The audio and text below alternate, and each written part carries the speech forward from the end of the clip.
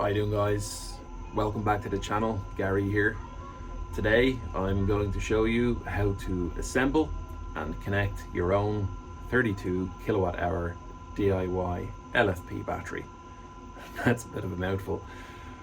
For those of you who have been watching my channel over the past couple of years, you'll have seen that I have built and installed Ceplus version 3 and Ceplus version 4 battery kits.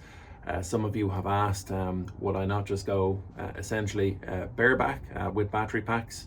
And I've kind of in a way been forced to do that due to space restrictions.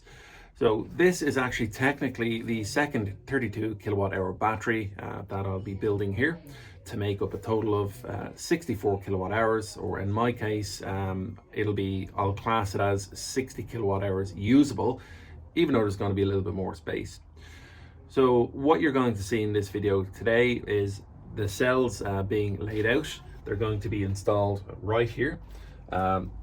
This is actually the first pack that you can see just off shot. So this is going to be another pack that I'm going to show you in more detail for the purpose of entertainment and education, how to install a pack like this. It's not going to be in a single layer, it's actually going to be double layer. So it'll be a 16S setup, in other words 16 cells to make up the appropriate voltage. And in that we're going to have 8 cells on the bottom stack, and we're going to have a further 8 cells on the top stack. So it'll be something a little bit different than other setups that you've seen, and it might give you a few ideas as to how to fit your cells into the space that's available. In order to get started, what I'm essentially going to be doing is clearing out some of the space that I need here. So this insulation, in my case, in this cabinet, I need to remove the bottom layer of insulation, and just out of the shot here, there's also a little bit of insulation in the side section, which I'm going to need to run a little bit of cable. The insulation, although was a good idea at the time and for the battery packs that I had planned and installed in here previously, that was all great, but it actually turned out that it wasn't needed. The temperature in this particular area, this is a side passage to my house, it's enclosed, and the temperature generally doesn't drop below 15 degrees Celsius Fahrenheit below. So I'm going to remove this insulation to allow me to slot the 628 amp hour cells just before they touch the wall. So they're not going to be sticking out here over the edge. Again, just like this pack here, a little bit of space here, but if I left the insulation in place, these batteries would essentially be coming out, which is what I didn't want to happen. So the cells will go in place. You'll see me connecting the bottom stack first of all. Then I'll be building a little bit of a shelf here, or support rails for the second or top stack to go onto. I'll be connecting the top stack to bottom stack using a 50mm square cable. All the cabling is going to be 50mm square. Not necessarily required, 35mm would be fine in this case, but 50mm square is what I've opted for. You're going to see some of the lugs being connected as well. Not all of them, but some of the connections. You'll see me connecting the BMS. You'll see me connecting the BMS to the other BMS, and you'll also see it being connected to the buzz bar, which is just below this shelf. From the buzz bar, of course, the battery is essentially just connected to the inverter. And you're also going to see me installing a fuse, a T-fuse, and you'll also see me installing an isolator. So the whole lot, all the protections that you're going to need, and you're also going to see me using mismatched color cables because that's what was available at the time and what to do if you're in the same situation. Okay, first things first, let's get the bottom stack in place. Actually, that's not the first thing. First thing is, let's get this bloody insulation out of the way. I've already cut around the aluminum foil tape, so I should just be able to pop this out.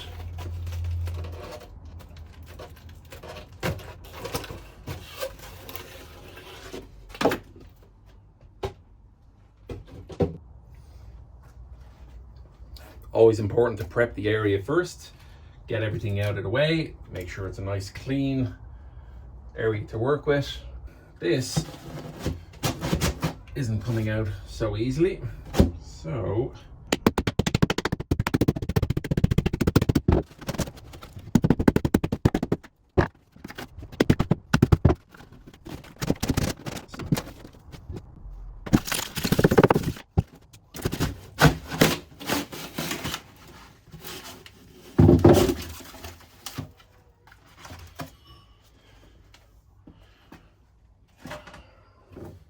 alright, just gonna tidy this up a little bit and get started with stacking cells, because I have a little bit of a mess down here now.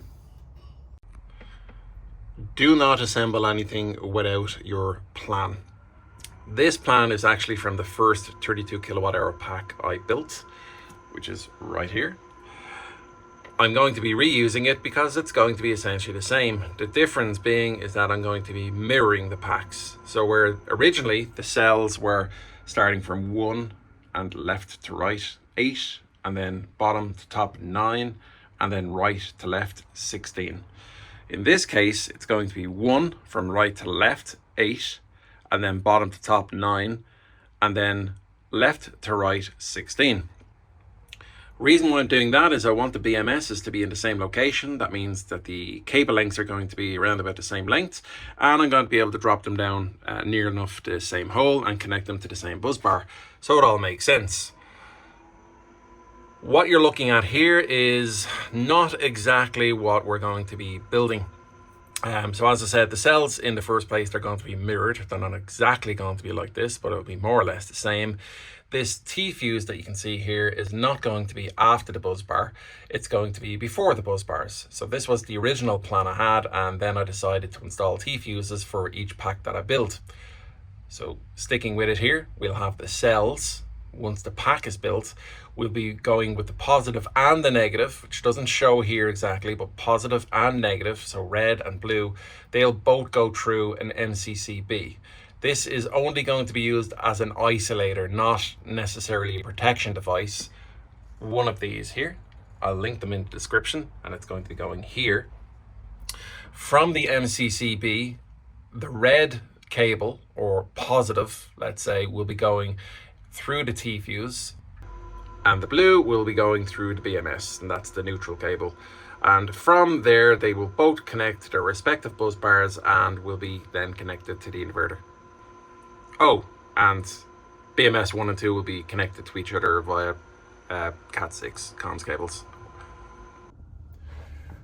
That's the basic gist of the plan. Now it's just a case of getting the cells in place, and hopefully, fingers crossed, I'll get this all done today. Because it's Sunday, I've got work tomorrow, and I don't want to get back to it tomorrow. So let's see what I can get done.